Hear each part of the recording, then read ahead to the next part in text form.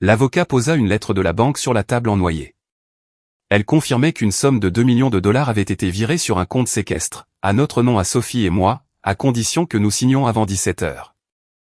Moins de 12 heures plus tôt, la veuve de Victor Ashford avait vu la tache de naissance en forme de croissant sur l'épaule de Sophie et avait murmuré « J'ai vu cette marque sur un nouveau-né, il y a 18 ans. » Maintenant, l'avocat de la famille était assis en face de nous, avec un accord de 22 pages et l'expression calme d'un homme présentant une solution raisonnable. Sophie devait renoncer à toute prétention sur la fiducie des descendants Ashford.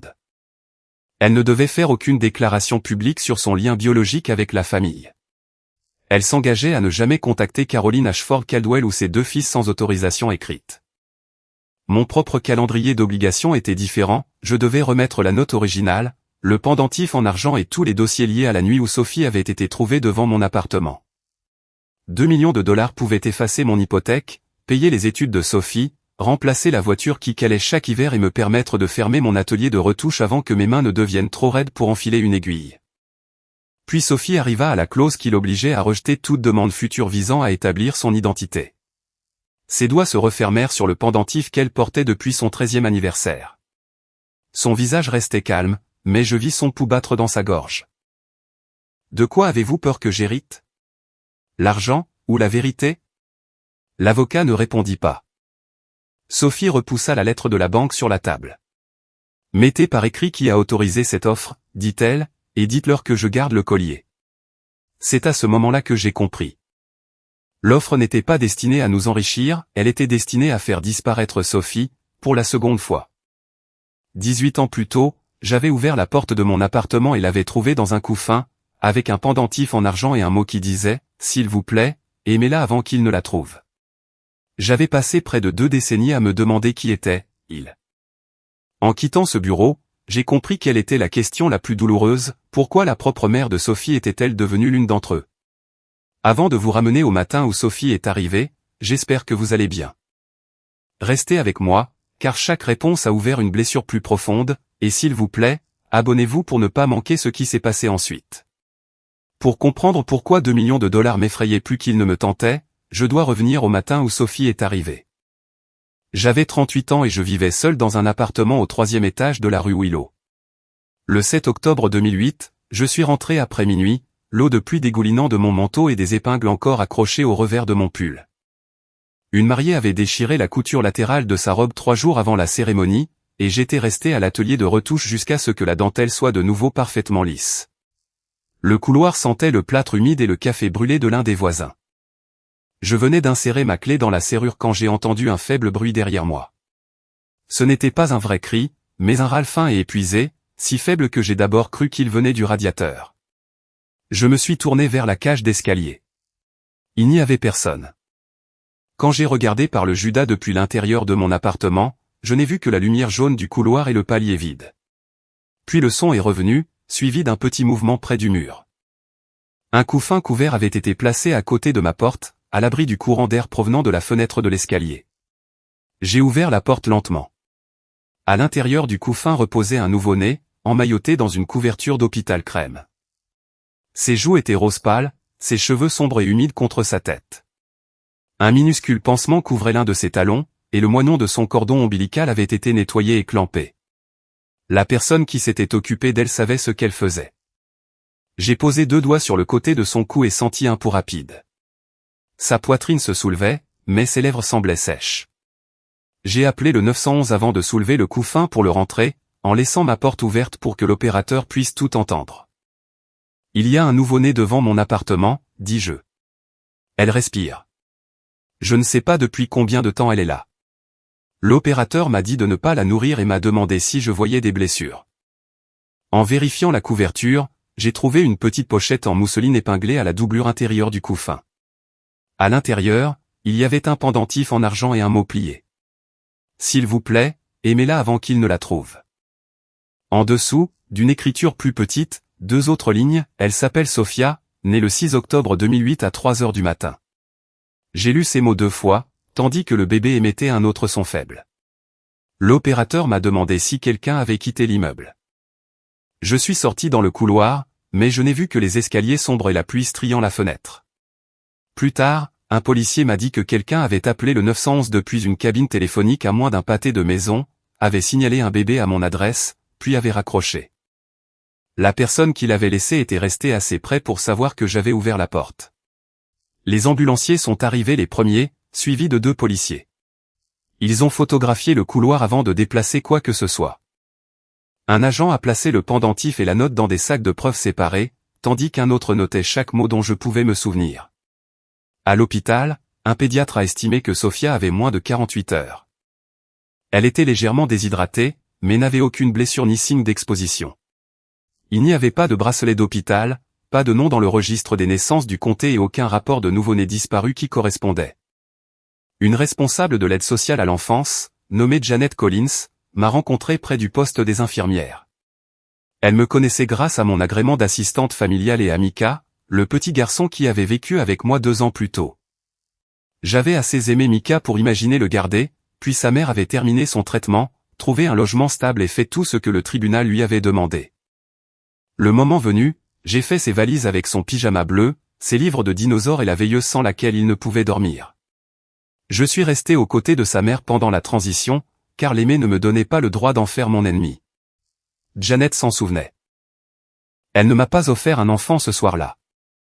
Elle m'a expliqué que Sophia était sous protection judiciaire, que l'hôpital la garderait pendant que les autorités cherchaient un parent, et que personne ne savait encore si elle aurait besoin d'un placement en famille d'accueil.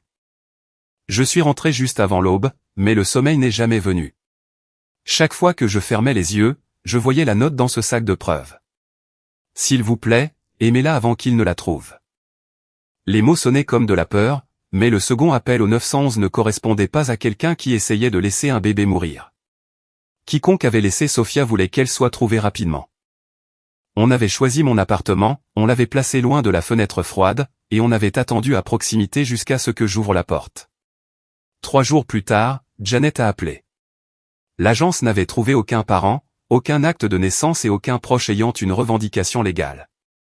Sophia était prête à quitter l'hôpital, mais la famille d'accueil d'urgence pour nourrissons venait de prendre en charge 2 nouveau-nés, des frères et sœurs, ce matin-là.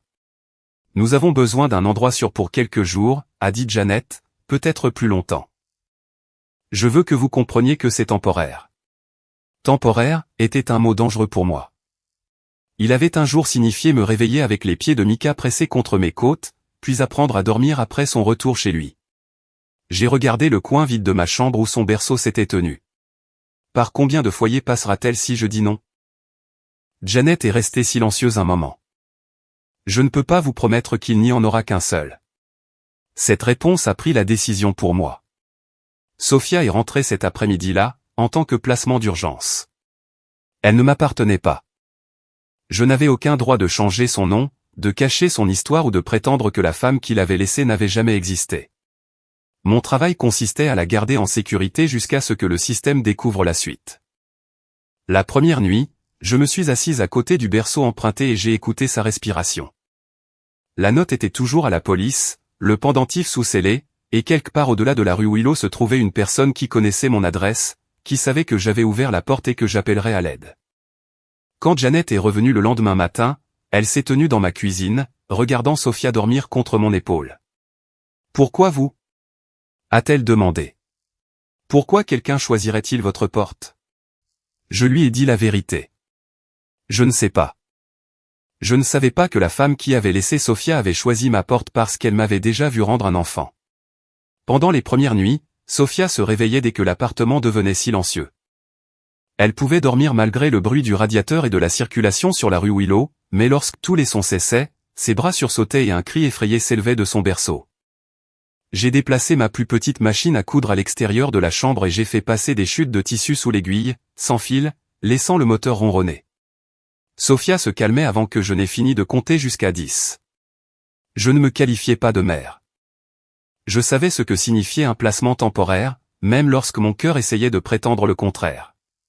Quand elle se réveillait et cherchait du regard la pièce sombre, je posais ma main sur son dos et lui disais la seule chose que je pouvais promettre, je suis là. Janet Collins appelait tous les quelques jours pour faire le point. L'agence avait vérifié les hôpitaux du comté, les registres de naissance, les signalements de nouveau-nés disparus et les avis d'avocats spécialisés en adoption privée. Rien ne correspondait au bébé trouvé devant ma porte. À l'époque, aucun de nous ne savait qu'elle était née dans une maison privée et que la déclaration de naissance n'avait jamais été déposée. La note leur donnait un nom et une heure de naissance précise, mais Janet m'a averti que l'écriture n'était pas une preuve. Tant que personne n'établissait la filiation légale, l'État ne pouvait pas présumer que Sophia était son nom de naissance ou que le 6 octobre était incontestablement correct. L'estimation du pédiatre corroborait la date, alors les services de l'enfance l'ont utilisé pour créer un dossier d'enfant trouvé pendant que la recherche se poursuivait. Le pendentif et la note originale sont restés en possession de l'agence. J'ai reçu des photocopies marquées de numéros d'inventaire. Chaque fois que j'ouvrais le dossier, je me retrouvais à fixer la même phrase, « S'il vous plaît, aimez-la avant qu'il ne la trouve ». Environ 6 semaines après l'arrivée de Sophia, un avocat a contacté les services de l'enfance, affirmant qu'il pourrait représenter une famille biologique liée à une adoption privée. Il n'a pas donné à Janet le nom de la mère, n'a pas produit de consentement signé, ni déposé de requête auprès du tribunal. L'agence lui a dit que s'il avait une revendication légitime, il devait se présenter officiellement et fournir des preuves. Il n'a jamais rappelé. Au lieu de me rassurer, cela a rendu la note plus lourde. Quelqu'un pouvait engager un avocat, mais ne se présenterait pas au tribunal pour nommer la mère de Sophia. À l'hiver, le placement temporaire était devenu le rythme de ma vie. J'ai appris qu'elle les maternisait dérangeait son estomac et comment attacher une couche sans la réveiller. Je gardais un berceau portable derrière le comptoir de la boutique et programmais les essayages autour de ses siestes. Les clientes ont commencé à l'appeler « mon bébé ». Au début, je les corrigeais, elle reste avec moi pour le moment. Au bout d'un certain temps, le mot « maintenant » a commencé à sonner faux. Je l'utilisais encore, car l'alternative m'effrayait davantage. Rose Alvarez est entrée dans la boutique par un après-midi gris, alors que Sophia avait près de 5 mois. Je connaissais Rose par le biais du réseau de soutien aux familles d'accueil. C'était une infirmière qui avait assisté aux réunions de réunification lorsque Mika vivait avec moi. Elle paraissait plus mince que dans mon souvenir et, à 2 reprises, elle se détourna pour étouffer une toux. Sophia dormait dans le berceau portable, près de ma table de coupe. Rose se tenait à plusieurs mètres et l'observait, mais elle ne se pencha pas ni ne demanda à la prendre. J'ai entendu dire que le placement était toujours en cours, dit-elle. L'enquête est toujours en cours, ai-je corrigé. Personne ne s'est manifesté. Et si ça reste comme ça? J'ai plié une bande de satin ivoire qui n'en avait pas besoin. Alors le tribunal décidera de la suite. Rose m'étudia. Ce n'est pas ce que j'ai demandé. J'ai regardé Sophia, un petit point posé à côté de sa joue. Si elle a besoin d'un foyer permanent, ai-je dit, je postulerai. Le visage de Rose changea si légèrement que j'aurais pu l'imaginer. Un soulagement passa dans ses yeux, suivi de quelque chose qui ressemblait à du chagrin. Vous avez assez aimé Mika pour ne pas faire de sa mère votre ennemi, dit-elle. Il appartenait à sa mère, une fois qu'elle était prête. Vous auriez pu vous battre plus fort pour le garder. J'aurais pu rendre tout plus difficile. Ce n'est pas la même chose. Rose hocha la tête et regarda de nouveau le berceau. Un enfant devrait savoir que quelqu'un l'a choisi pour ce qu'il est, pas pour ce qu'il peut lui apporter. Avant que je puisse lui demander ce qu'elle voulait dire, une autre cliente est entrée, portant une robe de demoiselle d'honneur dans une housse en plastique. Rose a dit qu'elle avait un rendez-vous et est partie sans toucher Sophia. Quelques semaines plus tard, une carte de couleur crème est arrivée à la boutique, sans adresse de retour.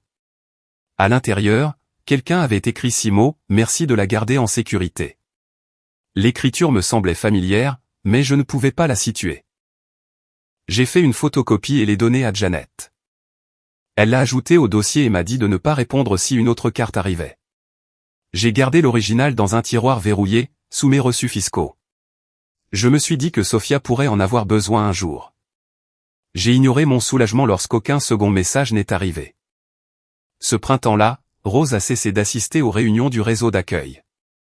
Quelqu'un a dit qu'elle avait pris un congé de maladie. Des mois plus tard, j'ai appris qu'elle était décédée d'un cancer. J'ai envoyé des fleurs au salon funéraire, mais je n'ai pas fait le lien entre sa visite, la note, le pendentif ou la carte inexpliquée. À l'époque, elle n'était qu'une femme aimable qui avait posé une question que j'avais déjà peur de me poser. Le processus juridique a avancé lentement. L'agence a renouvelé les avis, vérifié les bases de données, suivi les pistes crédibles et documenté le cas de l'avocat qui avait refusé d'identifier son client. Les audiences ont été reportées 2 fois. Chaque report me donnait plus de temps avec Sophia et rendait la possibilité de la perdre plus difficile à imaginer. Aucun parent n'est apparu, aucun membre de la famille n'a déposé de demande. 21 mois après l'avoir trouvée, un juge a mis fin aux droits des parents inconnus et a approuvé ma demande d'adoption. À ce moment-là, Sophia pouvait traverser ma cuisine en courant d'un pas mal assuré et dire « Oh » chaque fois qu'elle voulait être portée. À l'audience, le juge m'a demandé si je comprenais que l'adoption était permanente. J'ai serré Sophia contre ma poitrine. C'est la seule partie que je comprends sans avoir besoin qu'on me l'explique. Son nom légal est devenu Sophia Mercé. Je l'appelais Sophie, et bientôt tout le monde fit de même.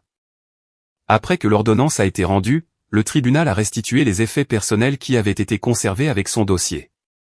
J'ai signé pour la note originale et le pendentif en argent, chacun répertorié à côté des mêmes numéros d'inventaire de la nuit où elle avait été trouvée. J'ai rangé la note dans une pochette de protection et verrouillé le pendentif à côté. Je n'ai jamais menti à Sophie sur le fait qu'elle était adoptée. J'ai répondu à ses questions avec des mots qu'elle pouvait comprendre. Je lui ai dit que quelqu'un s'était assuré qu'elle soit trouvée rapidement, que la police avait cherché et que personne ne s'était manifesté pour la réclamer. Ce que je ne pouvais pas expliquer, c'était le pourquoi. Les années se sont accumulées à travers des choses ordinaires. Je me suis assise à côté de son lit pendant ses fièvres, j'ai couru derrière son premier vélo jusqu'à ce que mes poumons me brûlent, et j'ai gardé une boîte à biscuits cabossée marquée « Université » sous le comptoir de ma boutique. Quand elle a attrapé une pneumonie à 6 ans, j'ai scotché une pancarte sur la vitrine disant que la boutique serait fermée pendant que ma fille se rétablissait.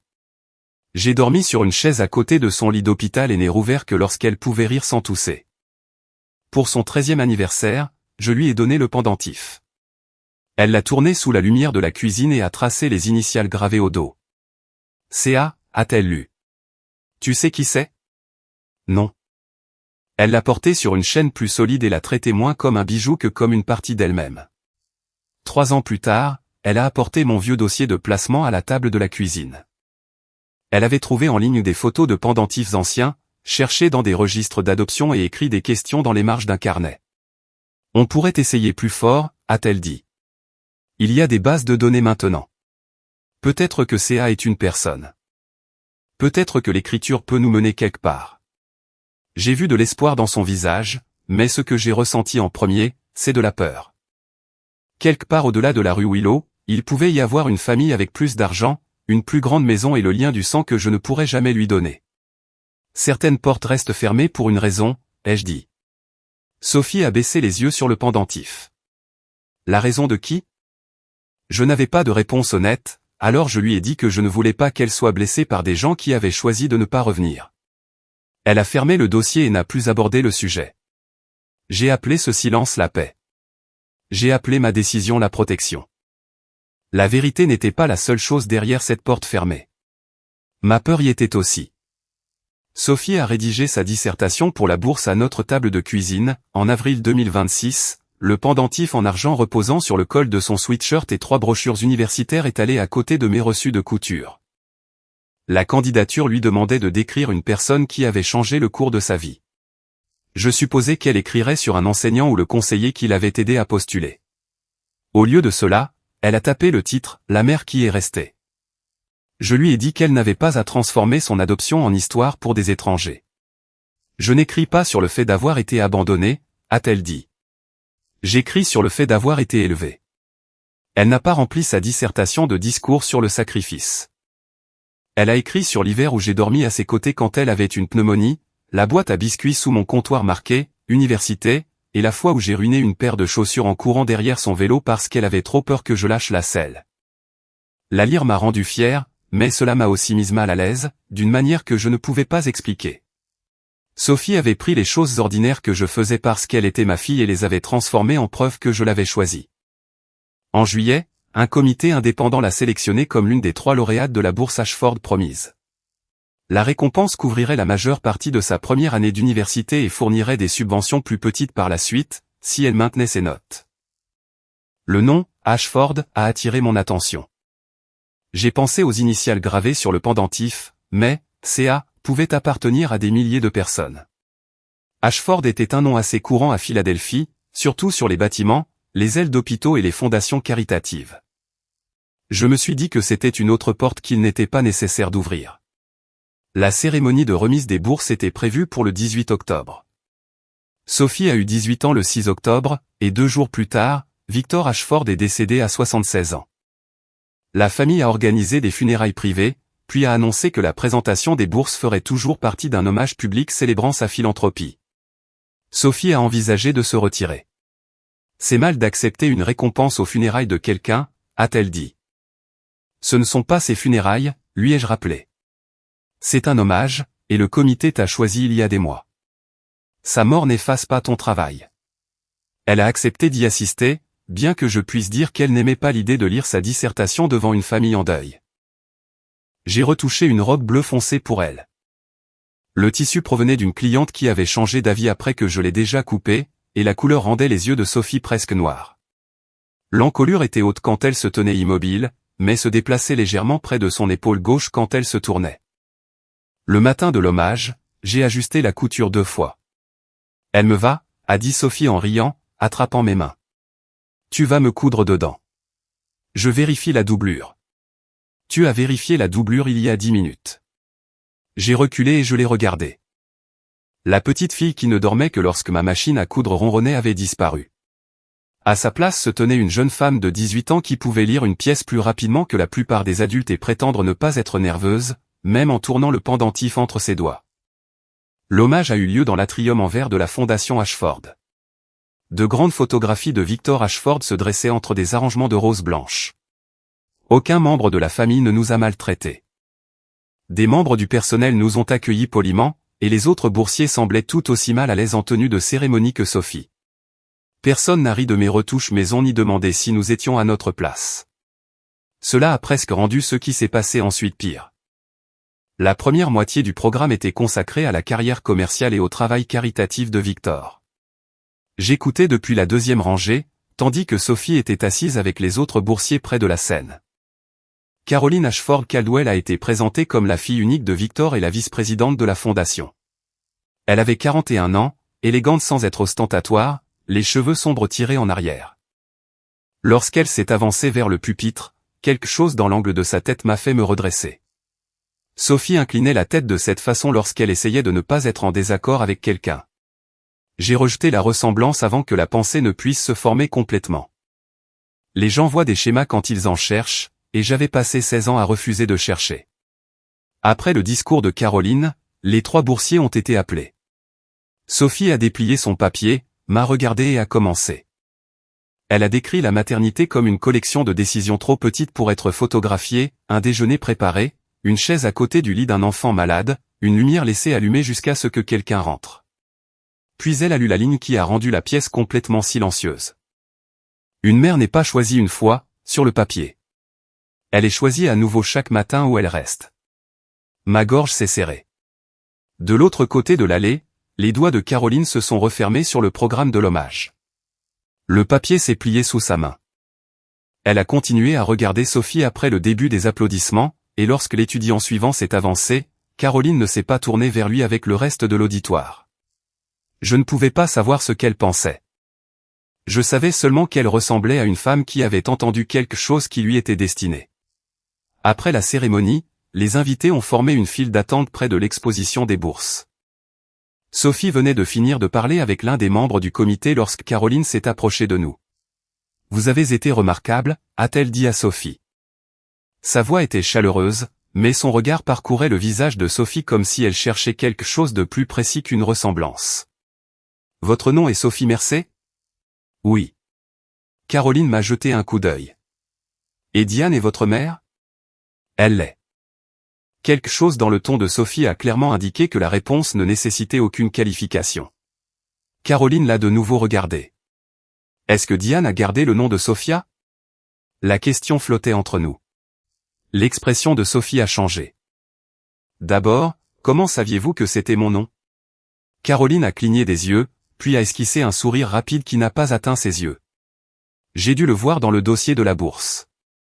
La candidature utilisait « Sophie », pas « Sophia ».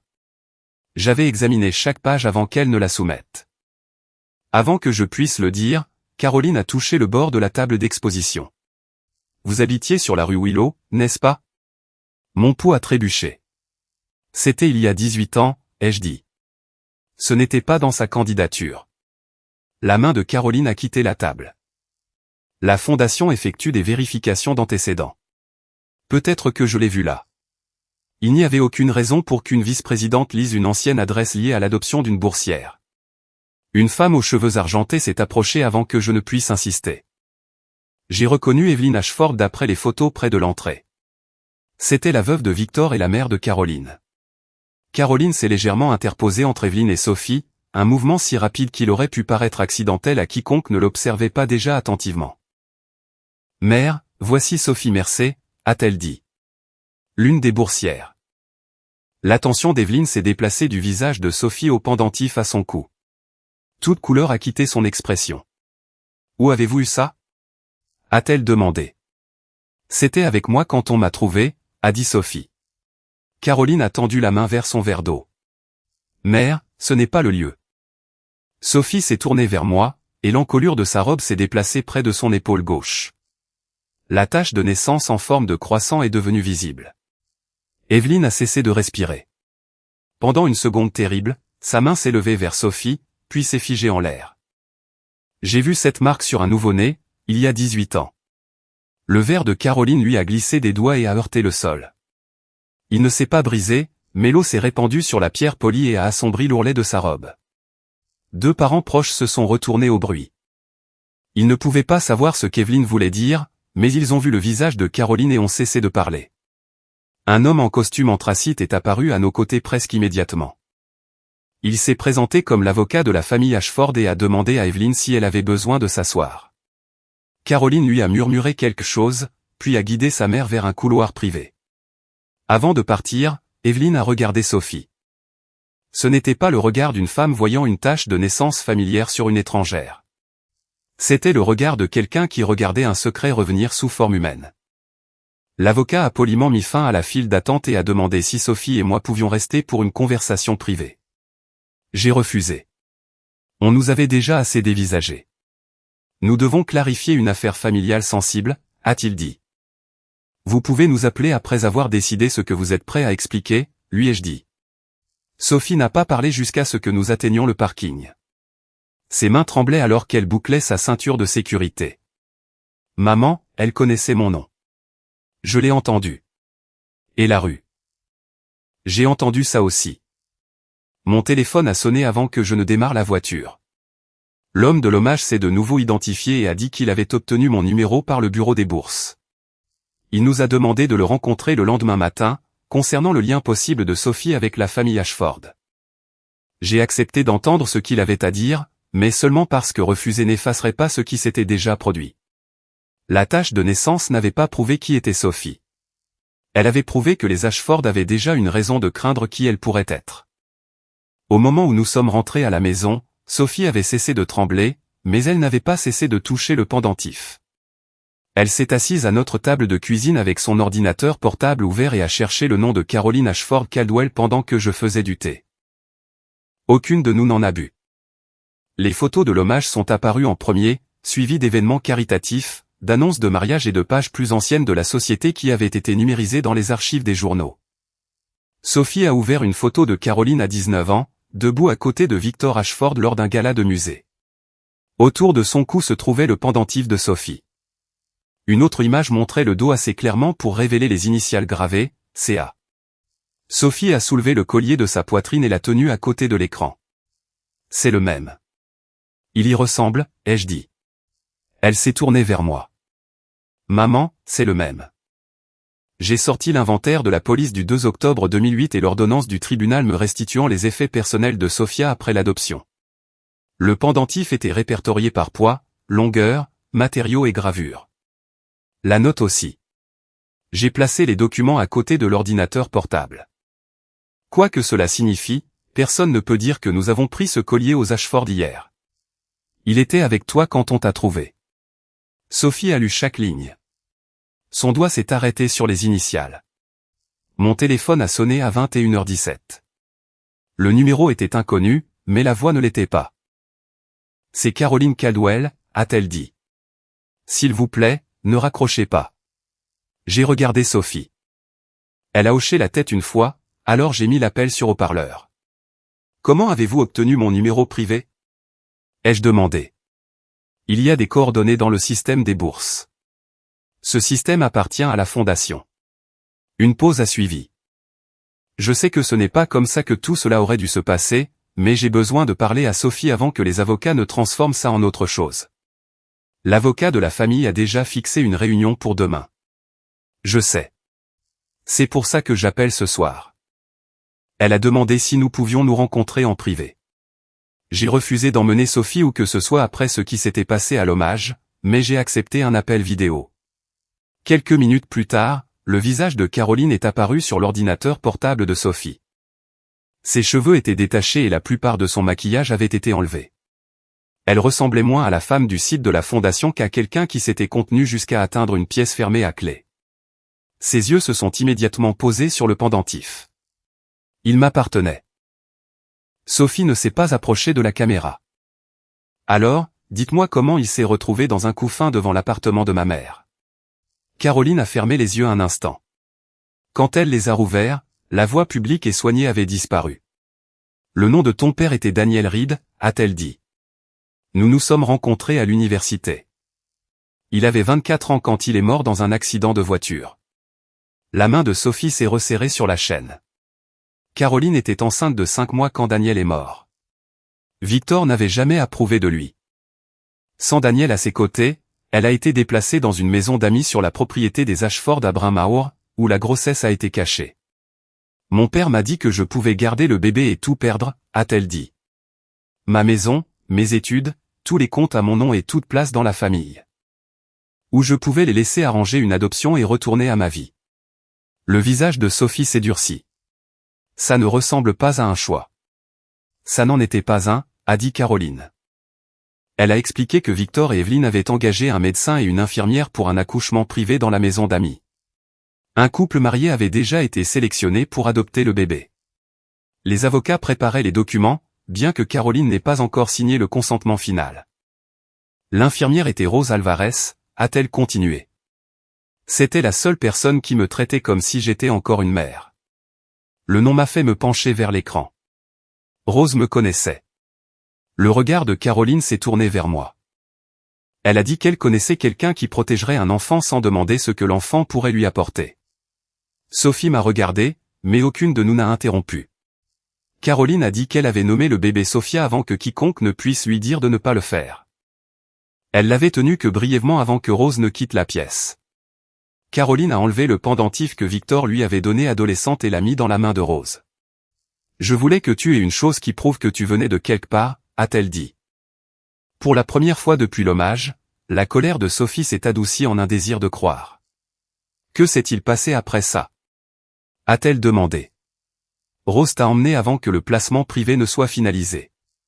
Les avocats de mon père ont cherché, mais ils ne voulaient pas me dire où. Après le départ de Rose, mon père m'a dit que l'enfant était hors de notre portée. La phrase sonnait comme du chagrin. Elle sonnait aussi soigneusement construite. Caroline n'avait pas dit qu'elle croyait Sophie morte. Elle n'avait pas dit qu'on lui avait dit que Sophie n'était pas en sécurité. Elle avait seulement dit que Victor avait qualifié l'enfant de « hors de leur portée ». Sophie a touché la tache de naissance sous sa robe. Votre mère l'a reconnue. Caroline a hoché la tête. Quand tu es née, elle était plus foncée. Ma mère l'appelait « la petite lune ». Cela expliquait la réaction d'Evelyne. Elle n'avait pas reconnu une marque héréditaire partagée à travers les générations. Elle s'était souvenue d'un nouveau-né spécifique qu'elle avait vu de ses propres yeux. Ni la tache de naissance ni le pendentif ne prouvaient la filiation, mais Caroline connaissait des détails absents de tout dossier d'adoption public. Sophie a demandé « Pourquoi n'êtes-vous pas allé au service de l'enfance ?» Caroline a baissé les yeux avant de répondre. Je ne savais pas quelle agence vous avez. Je ne savais pas quel nom ils utilisaient ni où Rose vous avait emmené. Peut-être qu'elle ne le savait vraiment pas les premiers jours, mais elle connaissait le nom de Rose et avait accès aux avocats des Ashford. Je ne pouvais pas croire qu'aucune trace n'ait fait surface en 18 ans. Sophie voulait que la réponse soit plus simple que ça. Vous pensiez que j'avais été adoptée par des étrangers? A-t-elle demandé. J'espérais que tu étais en sécurité. Ce n'est pas ce que j'ai demandé. Les lèvres de Caroline ont tremblé. J'avais 23 ans, je pleurais Daniel et j'étais terrifié par mon père. Le temps que je comprenne ce qui s'était passé, trop de temps s'était écoulé. Elle a ensuite demandé si elle pouvait rencontrer Sophie seule avant la réunion juridique. Non, ai-je dit immédiatement. Toutes les deux m'ont regardé. Caroline s'est reculée. Je ne demandais pas à l'emmener où que ce soit. Vous avez eu 18 ans pour décider ce que vous vouliez. Vous n'avez pas un accès privé à elle parce que votre mère a reconnu une tache de naissance. Maman, a dit Sophie doucement. Elle a déjà utilisé des informations confidentielles de la bourse pour nous appeler. Nous ne savons pas ce qu'elle veut. Je veux l'entendre sans que tout le monde réponde pour moi. Je ne réponds pas pour toi. Je te protège.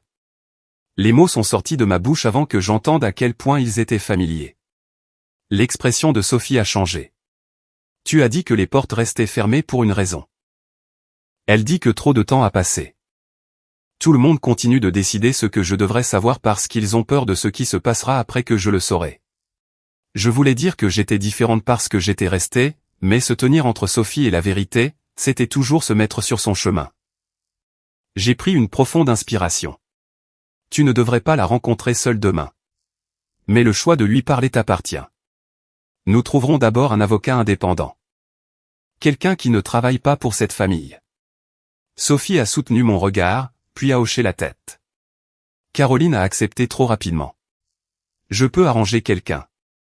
Non, ai-je dit. Nous le ferons.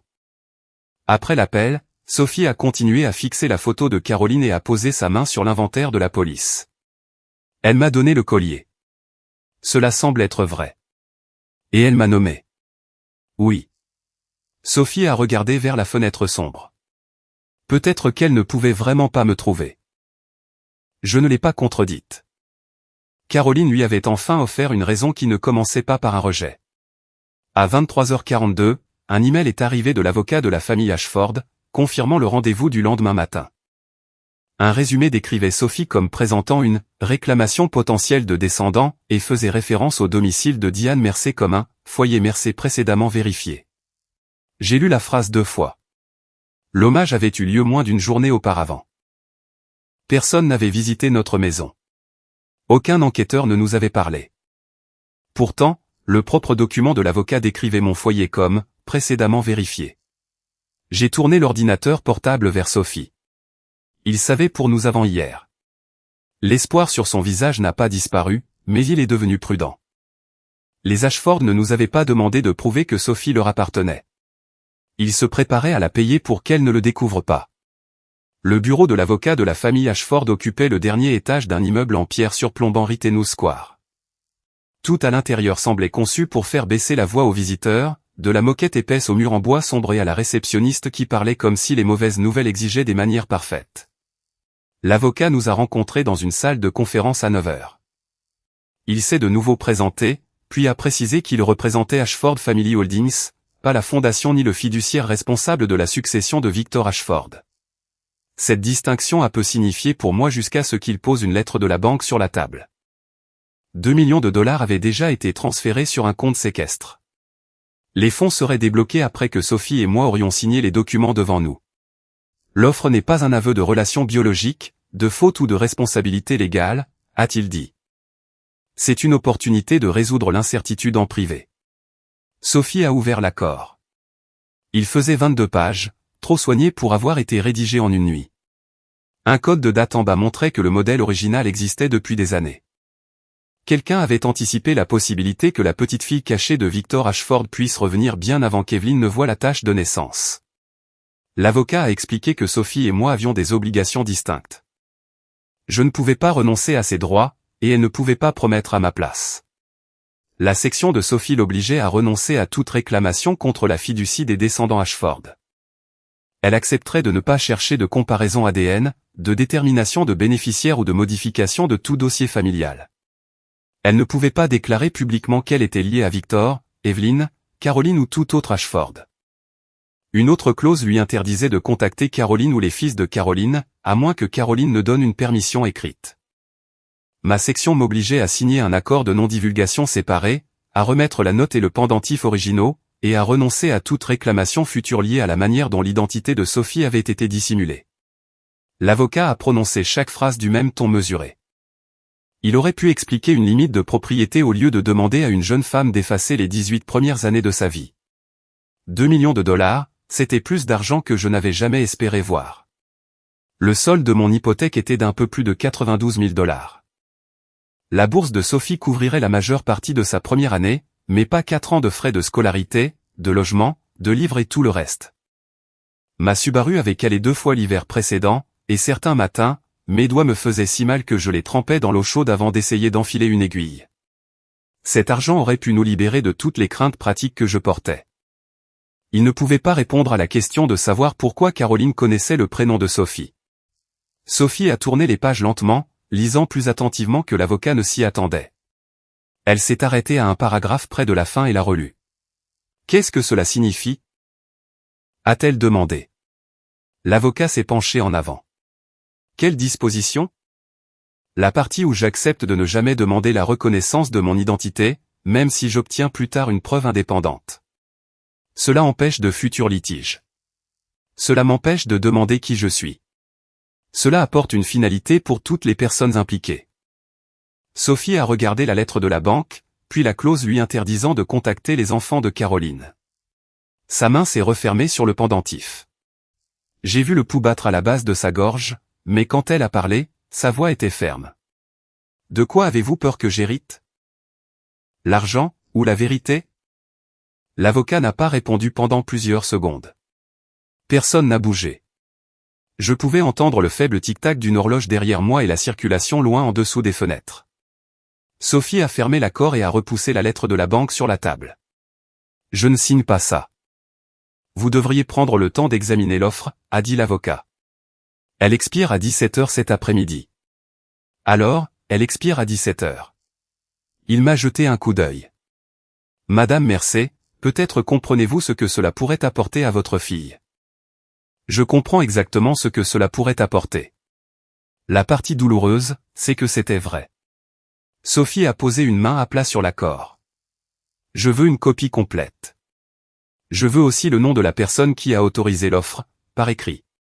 Je devrais consulter mon client. Vous avez déjà consulté quelqu'un avant que 2 millions de dollars ne soient versés sur le compte séquestre.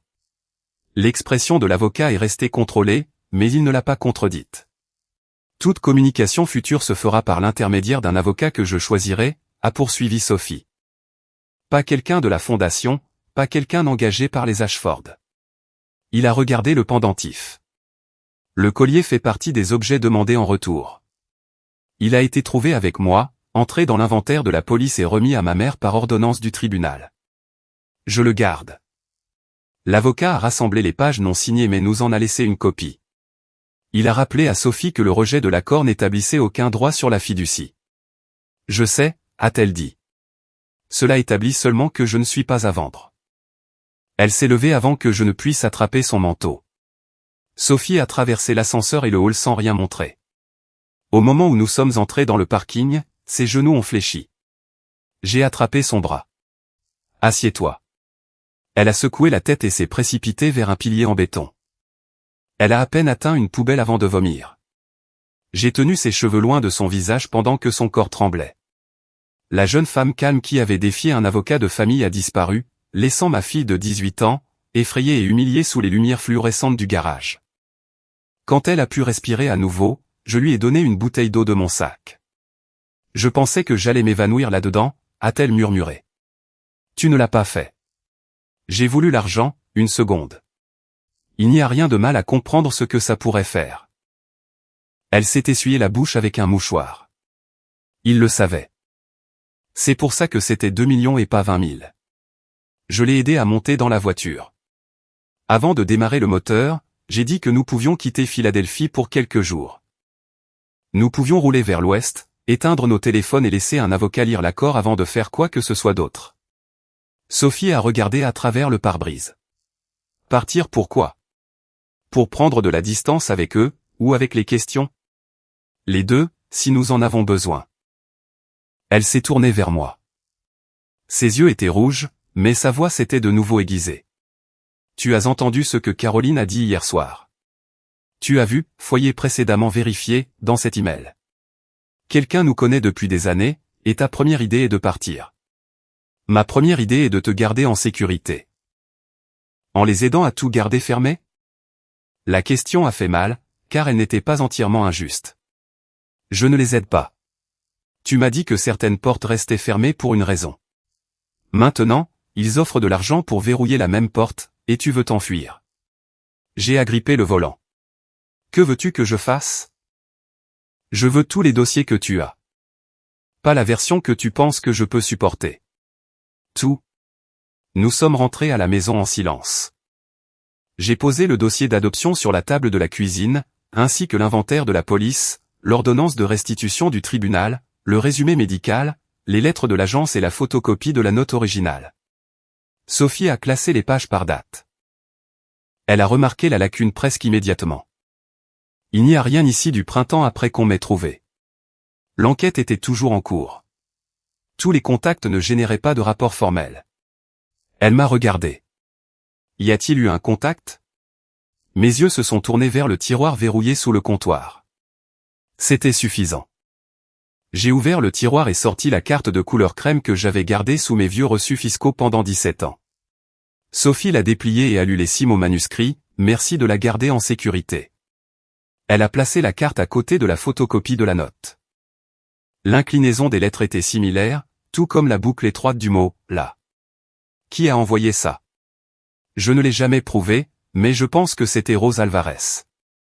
Tu connaissais Rose? Je la connaissais par le réseau d'accueil. Elle est venue à la boutique quelques mois après ton arrivée. Sophie m'a regardé comme si le sol s'était de nouveau dérobé sous ses pieds. Elle est venue me voir? Elle a posé des questions sur le placement? Elle t'a regardé dormir, et tu ne me l'as jamais dit? J'ai donné une copie de la carte au service de l'enfance. Rose était malade. Elle a arrêté d'assister aux réunions, puis elle est décédée. À l'époque, je ne savais pas qu'elle était liée à ta naissance. Mais plus tard, tu t'es posé des questions. Oui. Pourquoi n'as-tu pas cherché sa famille? Pourquoi ne me l'as-tu pas dit quand j'ai posé des questions sur le pendentif? J'aurais pu lui rappeler que je l'avais élevé, protégé, et que je n'avais jamais menti sur l'adoption. Toutes ces choses étaient vraies, et aucune ne répondait à sa question. J'avais peur, ai-je dit. De quoi? Que celui qui t'avait laissé revienne. Que tu trouves des gens avec plus d'argent et plus de réponses que moi. Que tu regardes notre vie et que tu penses que je t'avais privé de quelque chose de mieux. Son visage s'est décomposé avant qu'elle ne puisse l'arrêter. Elle s'est éloignée de la table et a couvert sa bouche en pleurant. J'ai tendu la main vers elle, puis l'ai laissée tomber. Le réconfort n'était pas quelque chose que j'avais le droit de lui imposer à ce moment-là. Tu n'as pas menti sur le fait de m'aimer, a-t-elle dit, entre des respirations saccadées. Tu t'es menti à toi-même sur la raison pour laquelle tu as arrêté de chercher. Je ne me suis pas défendu, car elle avait raison. Les Ashford nous avaient offert de l'argent pour garder leur secret. À minuit, Sophie savait que j'en avais gardé un petit morceau aussi. Le lendemain matin, après avoir trouvé la carte de Rose, Sophie la plaça à côté de la note originale et photographia les deux sous la lumière de la cuisine. Elle ne me demanda pas de l'aider. Ça m'a blessé, mais je comprenais pourquoi. J'ai ouvert le vieux classeur du réseau d'accueil, que je n'avais pas touché depuis des années. Le nom de Rose Alvarez apparaissait à côté de plusieurs ateliers de réunification, avec un numéro de téléphone obsolète et l'adresse d'un bureau d'infirmière qui avait fermé depuis longtemps. Un avis de décès m'a donné ce que le classeur ne pouvait pas, Rose était morte en juin 2009, à 52 ans. L'avis mentionnait un seul parent survivant, sa sœur cadette, Elena Alvarez. J'ai appelé avant de perdre mon courage. Elena resta silencieuse quand je dis mon nom, puis demanda si la fille que Rose avait laissée était avec moi. Sophie leva les yeux de l'autre côté de la table. Oui, dis-je. Elle a 18 ans maintenant. Elena laissa échapper un souffle qui semblait retenu depuis des années. Elle nous invita chez elle cet après-midi-là. Elle vivait dans une petite maison en briques à Upper Darby, avec des herbes en pot entassées le long de la fenêtre de la cuisine et des photos de famille couvrant un mur. Rose apparaissait sur plusieurs d'entre elles, généralement en blouse, ses cheveux sombres attachés en un chignon lâche. Elena étudia Sophie avant de nous inviter à nous asseoir.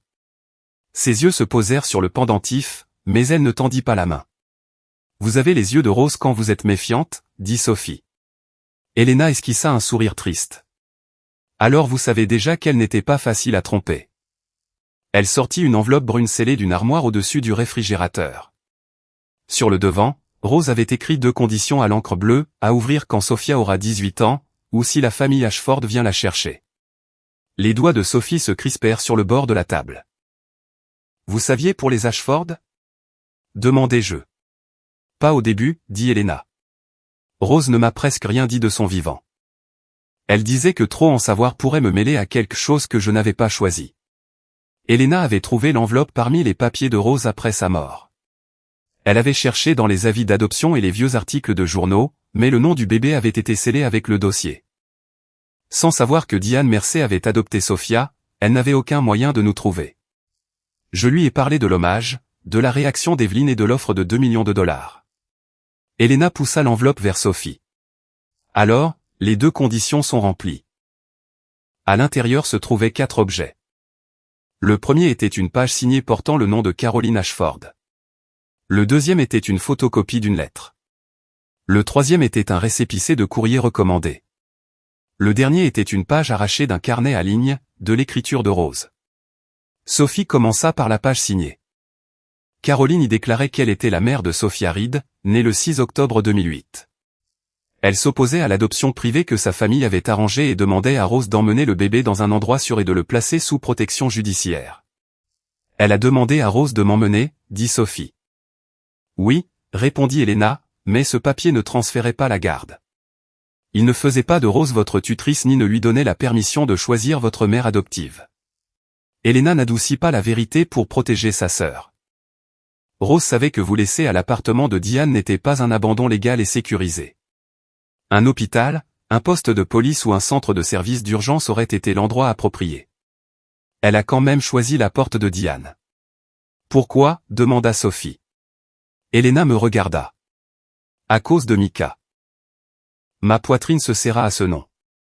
Rose m'avait vu m'occuper de lui dans le cadre du programme de réunification. Elle m'avait vu m'asseoir à côté de sa mère lors des visites supervisées et l'aider à réapprendre sa routine du coucher après son retour à la maison. Rose a demandé si je regrettais de ne pas m'être battu pour le garder. Je lui avais dit qu'aimer un enfant ne faisait pas de toutes les autres personnes qu'il aimait mon ennemi. Rose s'en souvenait, dit Helena.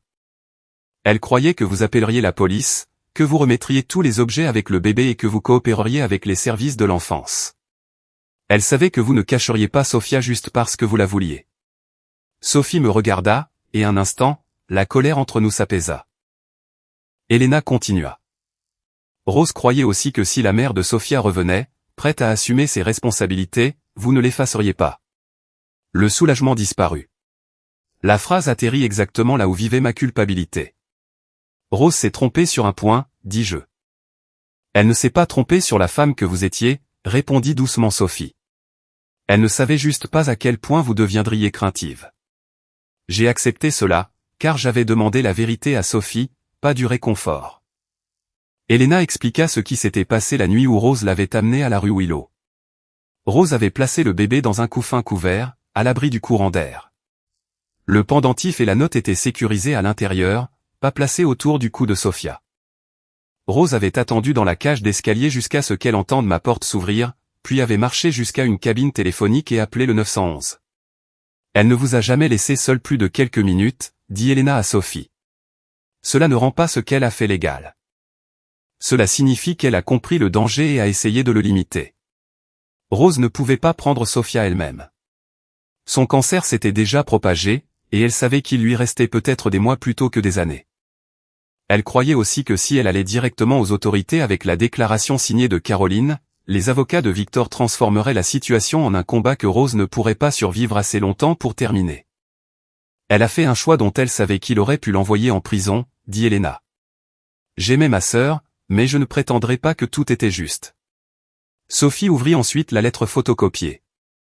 Elle était datée du 12 janvier 2009, 3 mois après qu'elle ait été trouvée.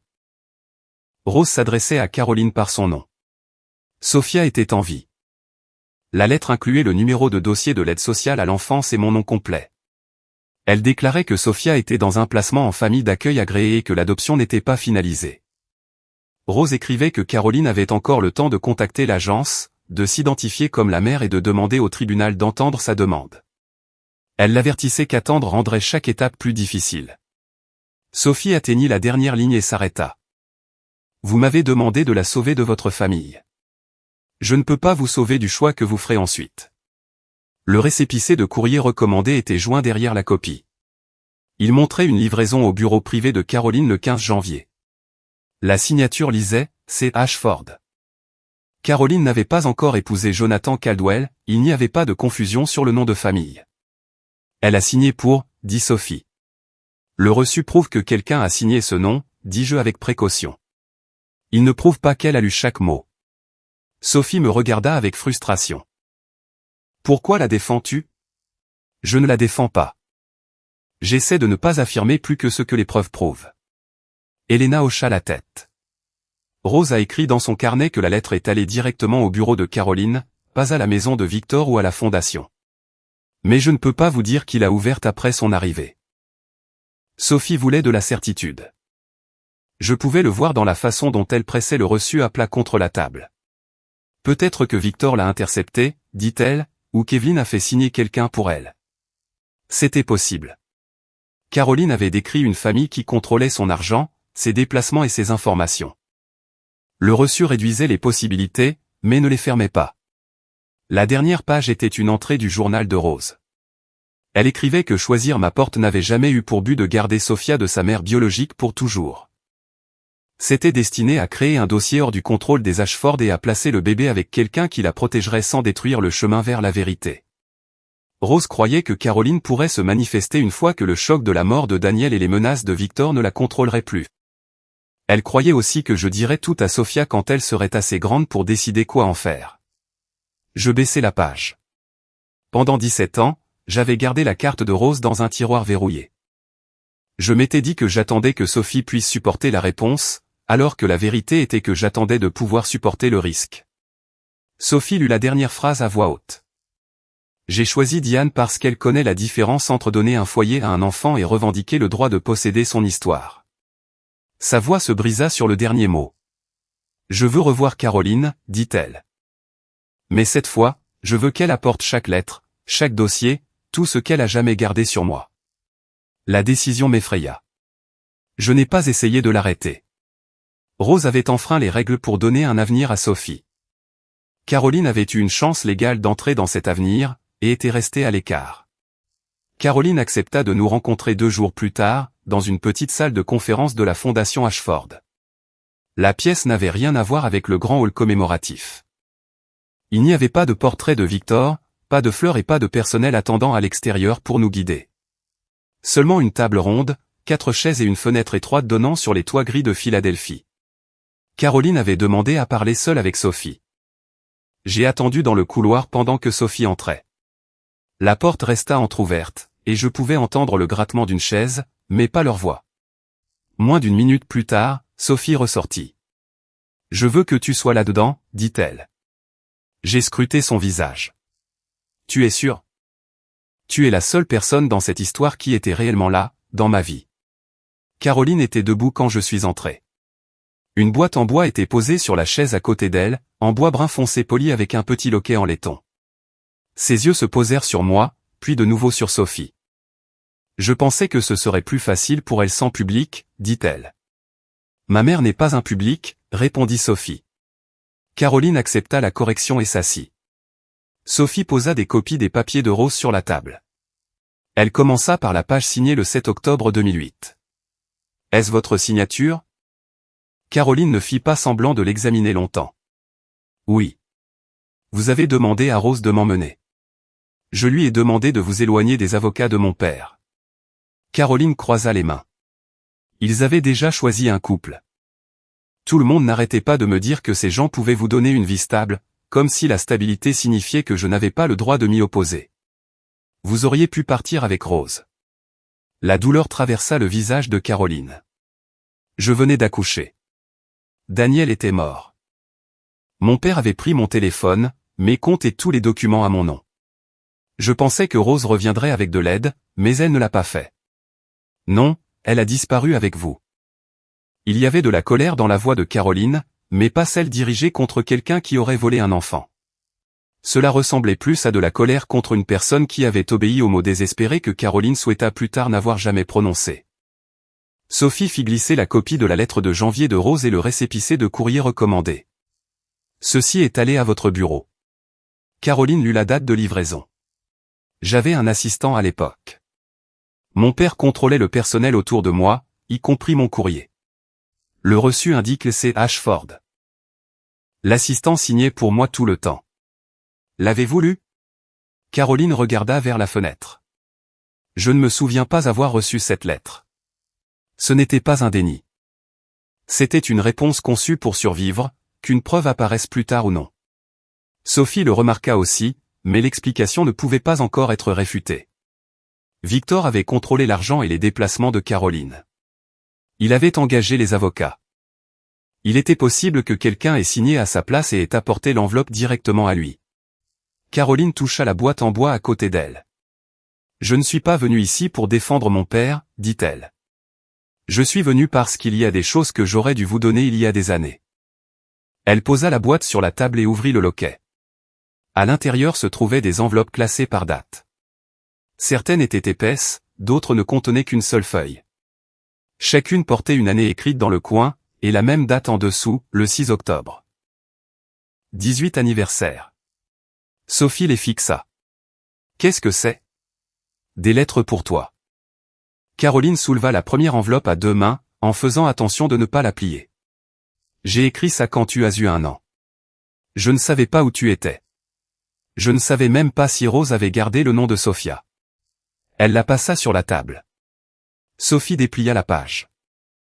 Caroline avait écrit qu'elle se demandait si sa fille avait fait ses premiers pas, si elle dormait les bras au-dessus de la tête, et si quelqu'un lui chantait des chansons quand elle pleurait. La deuxième lettre demandait si Sophia avait appris à dire son propre nom.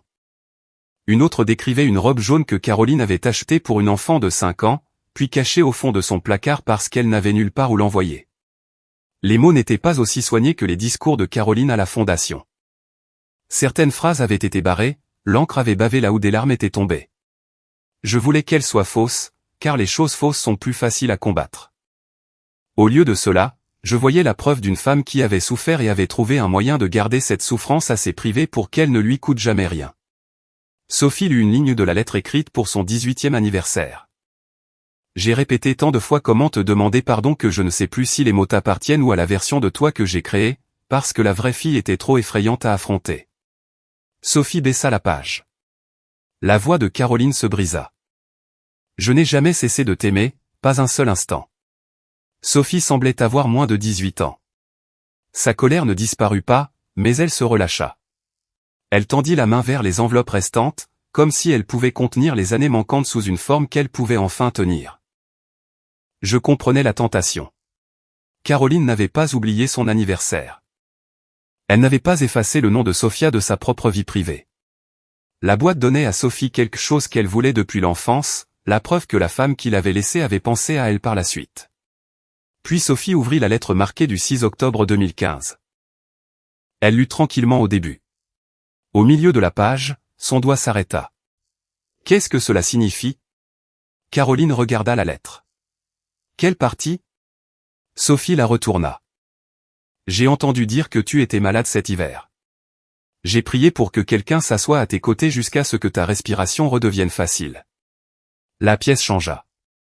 Sophie avait eu 6 ans lorsqu'elle avait développé une pneumonie. J'avais scotché une pancarte sur la porte de ma boutique, disant qu'elle resterait fermée pendant que ma fille se rétablissait. Des clients avaient apporté de la soupe et laissé des cartes dans la fente de la boîte aux lettres, mais aucun journal n'en avait parlé, aucune biographie publique ne le mentionnait. « Comment saviez-vous que j'étais malade ?» demanda Sophie. Les yeux de Caroline se déplacèrent trop rapidement vers moi. Quelqu'un lié à la famille en a entendu parler. Qui? Je ne me souviens pas. C'était il y a longtemps. Je me souvenais de la pancarte sur la porte de la boutique. Quelqu'un aurait pu la voir sans s'introduire dans les dossiers médicaux, mais il aurait d'abord fallu savoir quelle boutique m'appartenait. Sophie plongea plus profondément dans la boîte et trouva une photo glissée derrière la lettre. Elle montrait un auditorium d'école décoré de flocons de neige en papier.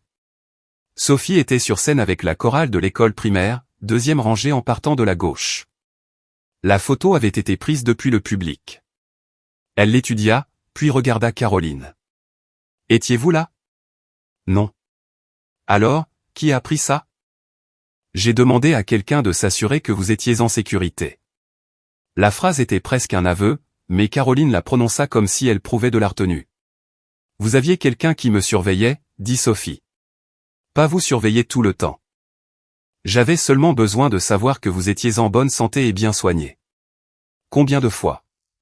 Caroline tendit la main vers la boîte. Sophie, s'il te plaît, comprends que j'essayais de ne pas perturber ta vie. Je posai ma main sur le couvercle avant qu'elle ne puisse le fermer. Si vous saviez où elle était, pourquoi n'avez-vous pas frappé à notre porte? Caroline me regarda, les larmes aux yeux. Parce qu'elle avait déjà une mère. Les mots trouvèrent la partie la plus tendre de moi. Pendant une seconde, ils sonnèrent nobles. Caroline avait vu que Sophie était aimée et avait choisi de ne pas déchirer son foyer. Puis je me suis souvenu de la lettre de Rose. Caroline avait eu une chance légale avant que l'adoption ne soit finalisée. Plus tard, elle nous avait retrouvés et avait décidé que savoir Sophie en sécurité lui donnait la permission de rester absente. Elle avait pris la décision pour nous trois. Sophie tira la boîte vers elle. Combien de fois avez-vous vérifié? La main de Caroline se resserra sur le couvercle. Il y a eu des mises à jour occasionnelles. Combien? Ce n'est pas la bonne façon de parcourir des papiers privés. Ce sont des lettres qui m'étaient adressées. Elles n'ont jamais été envoyées. La vérité de cette phrase sembla effrayer Caroline. Elle referma la boîte trop rapidement, coinçant plusieurs pages volantes sous le couvercle. Un mince dossier glissa du fond et tomba sur la table. La première page nous fit face pendant seulement quelques secondes, vérification du foyer Mercé au 14 février 2015, rapport 15 à 2047. Caroline le ramassa avant que Sophie ne puisse lire le paragraphe en dessous. Qu'est-ce que c'est? Demanda Sophie. Un ancien rapport d'enquête. Donnez-moi une copie. Je ne peux pas. Il contient des informations privées sur ma vie, sur d'autres personnes aussi. Sophie n'attrapa pas le dossier ni ne sortit son téléphone.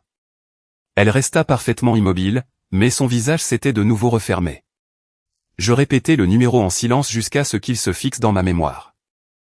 Des années à écrire des codes de facture et des mesures de retouche m'avaient appris à ne pas perdre les chiffres une fois que je les avais vus. 15-2047. Caroline rassembla les lettres dans la boîte. J'ai apporté ça parce que je voulais que tu saches que je tenais à toi. Sophie se leva. Vous les avez apportées parce que vous vouliez que j'aie pitié de vous. Caroline tressaillit, mais Sophie n'ajouta pas d'autres phrases acerbes. Elle semblait trop fatiguée pour transformer sa douleur en éloquence. Dans le couloir, elle s'appuya contre le mur et ferma les yeux. Nous avons besoin de notre propre avocate, dit-elle. Pas pour poursuivre qui que ce soit, pour l'instant. Je veux juste savoir ce qu'était ce rapport. J'ai hoché la tête. Le lendemain matin, nous appellerions Mara Klein, l'avocate spécialisée en fiducie et succession recommandée par l'aide juridique. Caroline n'avait pas passé 18 ans à se demander si Sophie était en sécurité. Elle en avait su assez pour arrêter de se demander, et était quand même restée à l'écart. Mara Klein ne nous a pas promis la justice. Elle s'est assise derrière un bureau encombré de bloc-notes juridiques, a lu chaque document 2 fois et a dit à Sophie que vouloir la vérité ne lui donnait pas automatiquement le droit de forcer une famille à la livrer. La tâche de naissance ne prouve rien au tribunal, a-t-elle dit. Le pendentif et la note établissent d'où viennent certains objets, pas qui est votre mère. Ce que vous avez est suffisant pour soulever une question sérieuse, mais pas pour y répondre. Sophie a posé son enveloppe d'épargne sur le bureau de Mara. Elle contenait l'argent qu'elle avait mis de côté pour les candidatures universitaires et les acomptes. J'ai ajouté ce que je pouvais du compte de la boutique. La provision était plus petite que ce que l'avocat des Ashford facturait probablement pour un seul après-midi, mais Mara l'a accepté. Que pouvons-nous faire? A demandé Sophie. Nous informons le fiduciaire qu'un bénéficiaire possible existe. Nous préservons les documents que vous avez déjà, nous identifions le libellé de la fiducie et nous demandons si Victor Ashford a laissé un dossier concernant un descendant non reconnu. Et s'il nous ignore? Alors nous déciderons de la suite. Une étape à la fois. Mara a fait des copies de l'inventaire de la police, de l'ordonnance du tribunal restituant le pendentif et la note, des papiers de Rose et de la page où j'avais écrit le numéro du rapport tombé de Caroline. Elle nous a avertis de ne plus contacter Caroline jusqu'à ce que le fiduciaire réponde. Elle a aussi dit à Sophie de ne rien publier en ligne, peu importe sa colère. Il ne s'agit pas de protéger les Ashford, a dit Mara. Il s'agit de protéger votre crédibilité. Sophie a hoché la tête, bien que je puisse dire qu'elle détestait devoir se comporter avec prudence alors que les personnes qui l'avaient cachée avaient passé 18 ans à établir leurs propres règles. La fiducie des descendants Ashford n'était pas contrôlée par Evelyn ou Caroline. Un fiduciaire d'entreprise à Wilmington l'administrait en vertu du droit du Delaware. Victor avait intégré une période de vérification dans l'accord, ce qui signifiait qu'aucun argent ne serait distribué immédiatement après sa mort. L'avis de Mara a suffi à suspendre le processus pendant que le fiduciaire examinait la demande de Sophie. Pendant 6 jours, nous n'avons rien entendu. Sophie allait à l'école et j'ouvrais la boutique chaque matin, mais aucune de nous ne se comportait comme si la vie était normale. Chaque fois que mon téléphone sonnait, elle le regardait. Chaque fois qu'une voiture inconnue ralentissait près de la fenêtre, je me demandais si quelqu'un était venu nous surveiller à nouveau. Le 7e jour, Mara a appelé. Le fiduciaire a trouvé le numéro de rapport. Sophie a fermé les yeux. J'ai agrippé le bord de la table de coupe. Mara nous a demandé de venir à son bureau cet après-midi-là. Quand nous sommes arrivés, un mince dossier attendait sur la table de conférence. Elle a expliqué que le fiduciaire avait localisé un dossier de descendants contingents que Victor avait transféré lorsque la fiducie était devenue irrévocable. Le dossier existait depuis des années. Victor savait qu'il pourrait y avoir un autre petit enfant. Mara a fait glisser le premier document vers nous. C'était un mémorandum de l'avocat qui avait préparé l'adoption privée en 2008. Il décrivait un nouveau-né sans nom, une mère biologique qui n'avait pas signé le consentement final et une infirmière qui avait enlevé le bébé avant le placement. Une autre page enregistrait un appel concernant un cas d'enfant trouvé à Philadelphie. L'avocat de Victor croyait que l'enfant pourrait être la fille de Caroline, mais recommandait de se retirer plutôt que d'identifier la famille biologique au tribunal. Sophie a fixé la phrase. Il savait où j'étais, a-t-elle dit. Il connaissait le cas, a corrigé doucement Mara. Le dossier ne prouve pas qu'il connaissait le placement exact à ce moment-là.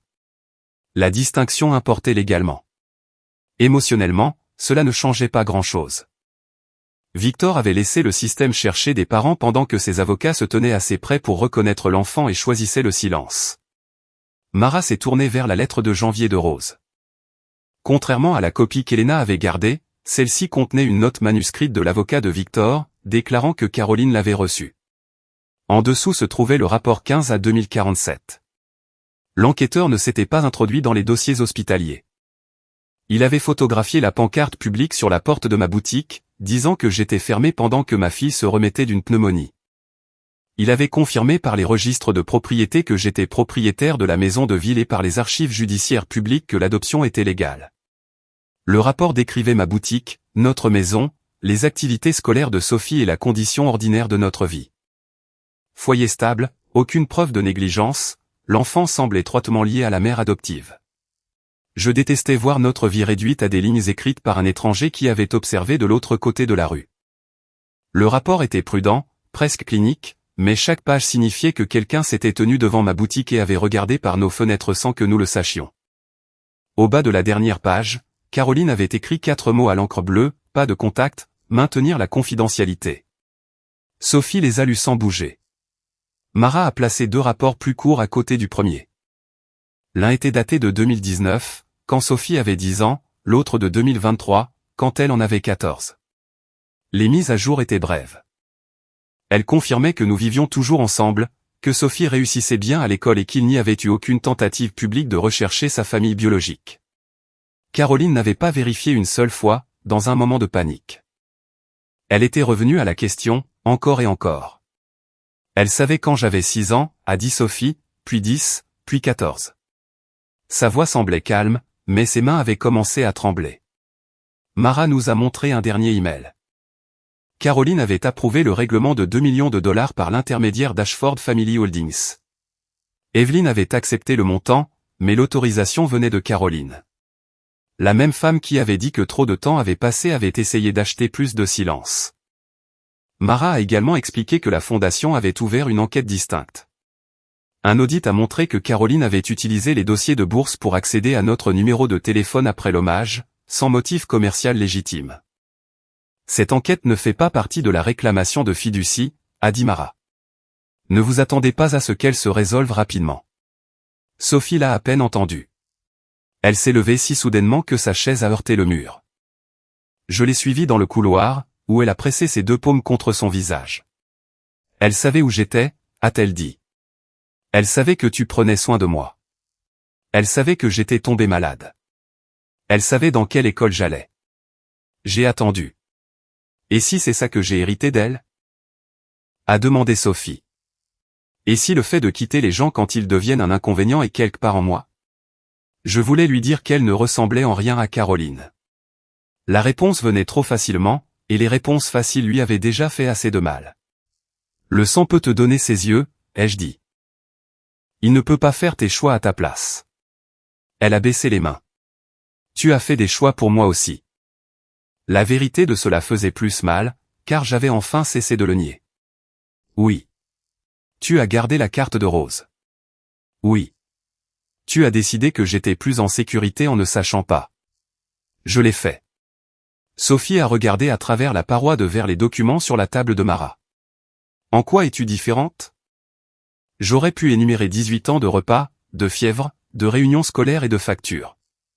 Ces choses comptaient, mais elles n'effaçaient pas le choix que j'avais fait. Je ne suis différente que si j'arrête de le faire maintenant. Quand nous sommes retournés au bureau de Mara, j'ai ouvert la mallette que j'avais apportée de la maison. J'ai posé la note originale sur la table, toujours dans sa pochette de protection.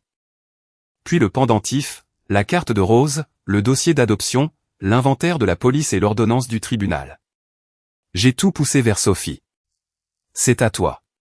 Elle a regardé le pendentif. Tu me l'as donné il y a des années. Je veux dire, tout. Les dossiers, les décisions, le droit de parler à Caroline et le droit de ne pas le faire. Je donnerai à Mara toutes les autorisations que je peux légalement donner. Je ne cacherai plus une seule page. Les yeux de Sophie se sont remplis de larmes, mais elle ne m'a pas tendu la main. J'avais peur que la vérité ne t'éloigne de moi, ai-je dit. Je ne laisserai pas cette peur faire de moi une autre personne qui choisit pour toi. Je ne lui ai pas demandé de me pardonner. Je ne lui ai pas demandé de promettre qu'elle rentrerait toujours à la maison après avoir rencontré Caroline. Après un long silence, Sophie a rassemblé les papiers et les a placés dans son propre dossier. Puis elle a dit à Mara qu'elle voulait une réunion privée avec Caroline et Evelyne avant que la fondation ne nomme publiquement Caroline à la tête de « Mère en avant ». Pas de caméra, a dit Sophie. Pas de presse. Je ne veux pas de spectacle. Que veux-tu? A demandé Mara. Sophie a ouvert son carnet et a écrit 3 questions. M'as-tu voulu quand je suis née? Quand as-tu su que j'étais en vie? Pourquoi n'es-tu pas venu? La question n'était plus de savoir si Caroline avait perdu sa fille. C'était de savoir combien de fois elle avait trouvé Sophie et avait choisi de ne pas venir. Le 29 octobre 2026, Mara nous a retrouvés devant une petite salle de conférence de la Fondation Ashford. La cérémonie de nomination de Caroline à la tête de « Mère en avant » avait été reportée. Elle restait en congé administratif pendant que la Fondation examinait son utilisation des dossiers de bourse de Sophie. Le fiduciaire d'entreprise avait maintenu la fiducie des descendants gelés, et Evelyne avait été temporairement retirée de tout rôle consultatif lié à la demande de Sophie. Aucune de ces décisions n'était définitive. Ce sont des précautions, pas des verdicts, nous a dit Mara. Personne ne reçoit d'argent aujourd'hui, et personne n'est définitivement retiré de quoi que ce soit dans cette pièce. Sophie a hoché la tête. Elle portait le pendentif en argent sur un pull noir uni. D'une main, elle tenait des copies du rapport de l'enquêteur et de l'accord non signé. De l'autre, elle tenait le carnet contenant les 3 questions qu'elle avait écrites au bureau de Mara. « Tu me veux à l'intérieur ?» a demandé Mara. Sophie m'a regardé, puis la porte fermée. Pas d'avocat, à moins que quelqu'un ne refuse de répondre. Mara est restée dans le couloir. Caroline et Evelyne étaient assises de part et d'autre de la table lorsque nous sommes entrés. L'espace n'avait ni fenêtre ni portrait de Victor. Sans la scène publique de la fondation autour d'elle, elle ressemblait moins à des membres d'une dynastie qu'à 2 femmes qui avaient passé des années à convenir de ne pas dire certaines choses à voix haute. Sophie s'est assise en face de Caroline. J'ai pris la chaise à côté de ma fille, mais je n'ai pas ouvert le dossier ni parlé pour elle. Elle a posé le rapport et l'accord sur la table. Ce n'est pas une négociation, a-t-elle dit. Je ne suis pas ici pour demander combien de plus vous paierez. Caroline a regardé le pendentif.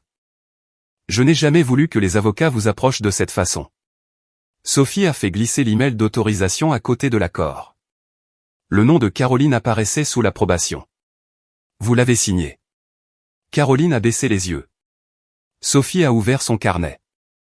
Ses doigts tremblaient légèrement, mais quand elle a parlé, sa voix était claire. M'as-tu voulu quand je suis née? Le visage de Caroline a changé. L'expression soignée qu'elle utilisait en public a disparu. Oui. La réponse est venue sans hésitation. Je t'ai nommée Sophia avant que mon père ne puisse te réduire à de la paperasse, a-t-elle dit. Je t'ai tenue dans mes bras après que Rose t'ait nettoyé. Tu avais les cheveux sombres et une main recroquevillée contre ta joue. Quand j'ai vu la marque sur ton épaule, j'ai pensé que ça ressemblait à une petite lune. Evelyne s'est agitée sur sa chaise. C'est comme ça que je l'appelais, a-t-elle dit. Caroline était épuisée. Victor lui avait déjà dit ce qui se passerait si elle refusait l'adoption. Sophie s'est tournée vers elle. Que se passerait-il? Il lui aurait tout coupé, a répondu Evelyne.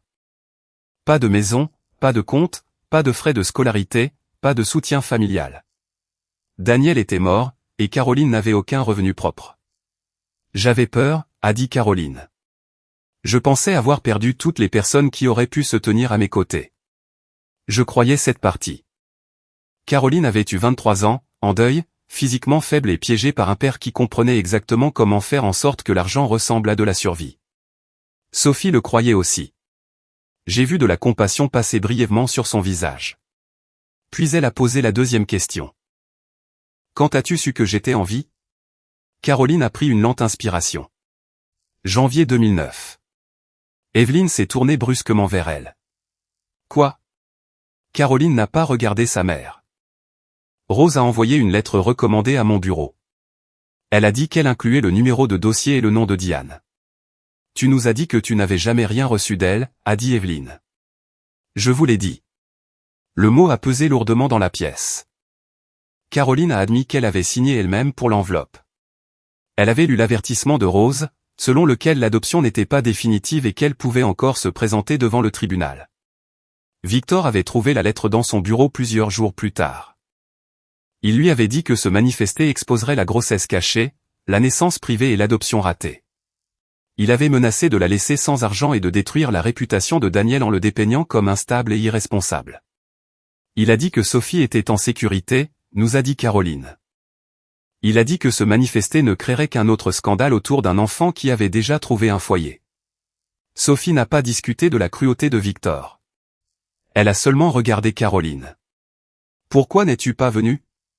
Les mains de Caroline se sont jointes. Au début, parce que j'étais encore dépendante de mon père. Puis j'ai rencontré Jonathan. Je lui ai dit que j'avais perdu un bébé après la naissance. Le temps que nous soyons fiancés, dire la vérité signifiait admettre que je lui avais menti depuis le début. Elle a regardé vers le rapport. Quand tu avais 6 ans, j'avais mon propre argent. J'ai engagé quelqu'un pour savoir où tu étais. Le rapport disait que Diane t'avait adopté, que tu étais en sécurité et que tu l'aimais. C'est à ce moment-là que tu as écrit « Pas de contact », a dit Sophie. Oui. Pourquoi? Parce que tu avais une mère. Tu avais une école, des amis, une maison. Je me suis dit que débarquer dans ta vie serait égoïste. La mâchoire de Sophie s'est crispée. De quoi me protégeais-tu quand j'avais 6 ans? Caroline a ouvert la bouche mais n'a pas répondu. Le silence a duré assez longtemps pour devenir une réponse en soi. Finalement, Caroline a dit « Je protégeais la vie que tu avais déjà ». Non, a répondu Sophie. Tu protégeais la vie que tu avais. Caroline a tressailli. Elle a parlé de Jonathan, puis de Lucas et Owen. Chaque année rendait la vérité plus dangereuse. Si elle admettait l'existence de Sophie, elle devrait expliquer le mensonge à son mari, à ses enfants, à la fondation et à tous ceux qui croyaient à son histoire publique. Plus j'attendais, plus la vérité pouvait blesser de gens, a-t-elle dit. Plus tu attendais, plus l'honnêteté devenait chère pour toi, a répondu Sophie. Les yeux de Caroline se sont remplis de larmes. Je t'ai écrit à chaque anniversaire. Sophie a regardé la femme qui avait gardé 18 lettres dans une boîte en bois plutôt que d'en poster une seule.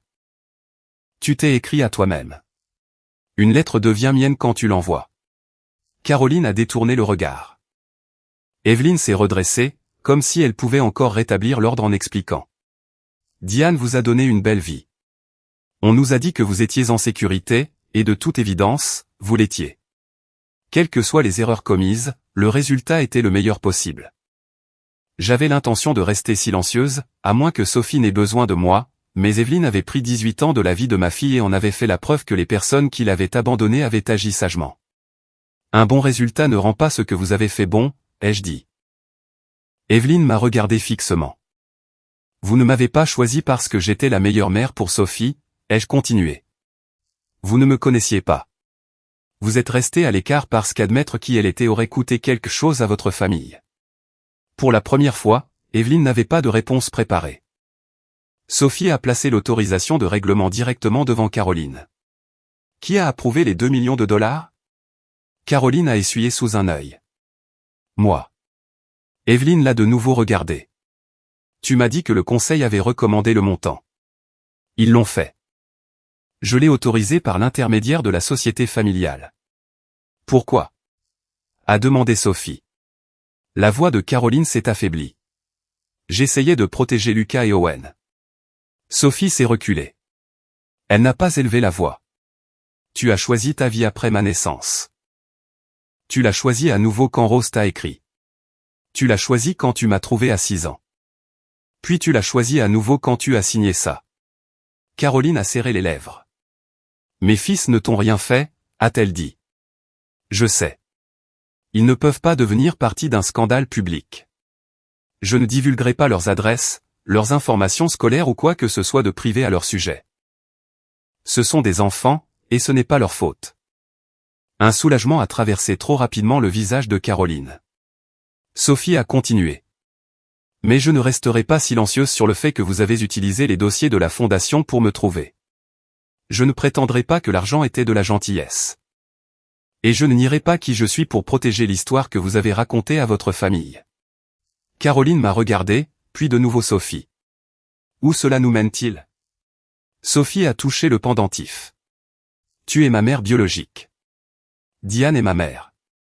Caroline a absorbé la distinction sans s'effondrer ni exiger de réconfort. Sa douleur restait la sienne à porter. À côté d'elle, Evelyne a regardé du rapport à sa fille. Elle avait passé des années à croire que seul Victor avait scellé le secret. Maintenant, elle comprenait que Caroline l'avait continué, sans même le lui dire. Tu savais toutes ces années, a dit Evelyne. Caroline a hoché la tête. La pièce est de nouveau devenue silencieuse. Au bout d'un moment, Caroline a demandé, puis-je t'écrire? Sophie a fermé son carnet. Vous pouvez les envoyer. Je ne peux pas promettre que je les lirai. Elle s'est levée, et je me suis levé avec elle. Personne n'avait été arrêté, aucun héritage n'avait changé de main. Caroline était toujours en congé, l'examen du fiduciaire était toujours en cours, et des mois de décisions difficiles restaient à venir. Mais lorsque nous sommes sortis de cette pièce, une chose avait déjà changé de façon permanente. Pour la première fois en 18 ans, Caroline n'était pas autorisée à appeler le silence de l'amour. En mars 2027, la vérité avait cessé d'arriver comme un choc et commençait à arriver sous forme de paperasse. Un test ADN volontaire, réalisé en janvier, a confirmé ce que le pendentif, les dossiers de Rose, le dossier contingent de Victor et les propres aveux de Caroline avaient déjà établi. Sophie était la petite-fille biologique de Victor Ashford et était qualifiée de descendante en vertu de la fiducie. Le résultat n'a pas placé 20 millions de dollars sur son compte en banque. Le montant était une participation bénéficiaire estimée, toujours soumise aux impôts, aux variations d'investissement, aux frais juridiques et aux règles du fiduciaire d'entreprise. Sophie pouvait recevoir un soutien approuvé pour l'université et d'autres besoins raisonnables, mais elle ne pouvait pas dépenser la fiducie librement à 18 ans. Mara a appelé cela de la protection. Sophie a appelé cela la première décision sensée que quiconque dans la famille Ashford avait prise au sujet de l'argent. Elle n'a jamais accepté le règlement de 2 millions de dollars. Elle a également refusé de renoncer à ce que la fiducie lui devait légalement, simplement pour prouver qu'elle valait mieux que Caroline. Garder ce qui m'appartient n'est pas la même chose que de les laisser m'acheter, a-t-elle dit. J'étais d'accord, bien que j'apprenne encore à parler de millions sans avoir l'impression que le chiffre lui-même pourrait changer la personne assise en face de moi. La fondation a terminé son propre examen en janvier. Caroline avait accédé au dossier de bourse de Sophie pour une affaire personnelle, utilisé des employés de la fondation pour organiser des réunions privées et omis de divulguer un conflit d'intérêts impliquant l'un des boursiers. Le conseil d'administration l'a retirée de la nomination à la tête de « Mère en avant » après l'enquête. Pas parce qu'elle avait donné naissance à Sophie, ni parce que le public exigeait une punition. Ils l'ont retirée parce qu'elle avait utilisé une organisation destinée à aider les jeunes femmes comme un autre outil pour contrôler sa propre fille. Jonathan a appris la vérité. Sophie a demandé à Mara de garder les noms, les écoles et les informations privées de Lucas et Owen hors de tout dossier public. Quoi que Caroline ait fait, ses fils n'avaient pas choisi le mensonge dans lequel ils avaient été élevés. Nous avons entendu dire que Caroline et Jonathan suivaient une thérapie. Je n'ai pas demandé plus de détails. Leur mariage n'était pas l'histoire que Sophie avait besoin de porter. Evelyne a envoyé une lettre par l'intermédiaire de Mara. Elle ne contenait aucune demande de pardon ni aucune invitation à la maison des Ashford. Elle a admis qu'elle avait aidé Victor à transformer la peur de Caroline en obéissance, et plus tard, qu'elle avait utilisé la belle vie de Sophie avec moi comme preuve que leur cruauté était en quelque sorte devenue de la sagesse. Sophie a placé la lettre dans un tiroir sans la lire une seconde fois. Caroline a commencé à envoyer des lettres aussi. Cette fois, les enveloppes avaient des timbres, des cachets de la poste et la véritable adresse de Sophie. Elle n'écrivait pas chaque semaine ni n'exigeait de réponse. Elle écrivait sur Daniel, la nuit où Sophie était née, et les choix qu'elle avait passé des années à qualifier d'impossibles, parce qu'admettre qu'il s'agissait de choix l'aurait obligée à accepter la responsabilité. Sophie a gardé les lettres ensemble. Certains jours, elle en lisait une. D'autres jours, elle laissait le tiroir fermé. Caroline les envoyait enfin. Cela ne signifiait pas que Sophie lui devait une réponse. La distance entre Sophie et moi a mis plus de temps à se combler que n'importe quel dossier juridique. Nous prenions toujours le petit déjeuner à la même table et nous disputions pour savoir si elle avait besoin d'un manteau plus chaud. Elle travaillait toujours à la boutique le samedi, et je trouvais encore des auréoles de café à côté de la caisse après son départ. Mais il y avait des moments où elle m'étudiait, comme pour vérifier s'il existait une autre page cachée. Un soir, je l'ai trouvée en train de trier à nouveau les dossiers d'adoption. Je me suis assise en face d'elle et je me suis excusé sans m'expliquer d'abord. J'aurais dû te parler de la carte de Rose quand tu as posé des questions sur le pendentif, ai-je dit. J'aurais dû t'aider à chercher au lieu de décider que ma peur était une raison d'arrêter. Sophie a tracé le bord de la carte de couleur crème. Je sais que tu pensais me protéger. Je me protégeais aussi. Elle a levé les yeux. J'avais peur que tu trouves une famille avec plus d'argent, une plus grande maison et des réponses que je ne pourrais jamais te donner. Je pensais que si la porte restait fermée, je ne pourrais pas être remplacé. Tu m'as élevé, a-t-elle dit. Cela aurait dû suffire pour que tu aies confiance. Ça aurait dû. Je n'ai pas demandé si elle me pardonnait. J'avais appris qu'une excuse devenait une autre forme de pression lorsqu'elle exigeait un réconfort immédiat. Au bout d'un moment, Sophie a dit, j'ai pensé à prendre les 2 millions. Je sais. Tu ne sais pas à quel point j'en étais proche. Je te voyais te frotter les mains avant le travail. J'ai pensé à rembourser la maison et à te faire fermer la boutique avant que ça ne te fasse plus mal. La honte dans sa voix m'a surprise. Penser à l'argent ne fait pas de toi Caroline. Comment le sais-tu? Parce que l'argent n'a pas été son pire choix. Son pire choix a été de décider que quelqu'un d'autre devait disparaître pour qu'elle puisse garder sa vie inchangée. Sophie a regardé vers la machine à coudre près de la fenêtre. Je voulais que l'argent change ta vie. Ce n'est pas la même chose. Une semaine plus tard, Sophie a demandé si l'appartement de la rue Willow existait encore. L'immeuble avait été vendu et était en cours de rénovation. J'ai appelé le gérant de l'immeuble, lui ai expliqué que ma fille avait été trouvée un jour devant l'un des appartements et j'ai demandé si nous pouvions visiter le couloir avant que les travaux n'atteignent le 3e étage. Il a accepté de nous rencontrer un samedi matin. Le quartier semblait plus petit que dans mes souvenirs. La laverie était devenue un café, et la cabine téléphonique que Rose avait utilisée avait disparu. À l'intérieur de l'immeuble, le papier peint avait été arraché, exposant des rectangles pâles là où des photos de famille et des miroirs avaient été accrochés. Le gérant a déverrouillé le 3e étage et nous a laissé quelques minutes seuls. La porte de mon ancien appartement avait été peinte en blanc. Le numéro en laiton avait changé, mais le coin usé du cadre était resté. Sophie se tenait sur le même morceau de sol où Rose avait placé le couffin. Je pouvais encore le voir quand je fermais les yeux, la couverture crème, la pochette en mousseline et un nouveau-né trop fatigué pour pleurer fort. Pendant 18 ans, j'ai eu peur que quelqu'un avec plus d'argent, une meilleure maison et le bon sang te fasse réaliser que je n'étais pas assez, ai-je dit. Sophie s'est tournée vers moi. Elle m'a abandonné pour que sa vie n'ait pas à changer. Tu as ouvert la porte et changé la tienne. Elle a enlevé le pendentif et l'a placé dans ma paume. L'argent s'était réchauffé contre sa peau. Un instant, j'ai cru qu'elle voulait que je le garde, comme preuve qu'elle avait choisi mon camp. J'ai refermé ses doigts autour à la place. Ceci appartient à ton histoire. Tu n'as pas à choisir entre le porter et être ma fille. Sophie a baissé les yeux sur les initiales que Caroline avait portées bien avant que l'une de nous ne connaisse son nom. Puis elle a attaché la chaîne autour de son cou à nouveau. Elle n'avait pas à effacer Caroline pour m'aimer. Elle n'avait pas à rejeter la fiducie Ashford pour prouver que l'argent ne l'avait pas acheté. Elle n'avait pas à prétendre que le choix de Rose était légal, que le choix d'Evelyne était miséricordieux ou que mon silence avait été inoffensif. Elle pouvait porter chaque partie de la vérité sans laisser une seule partie la définir.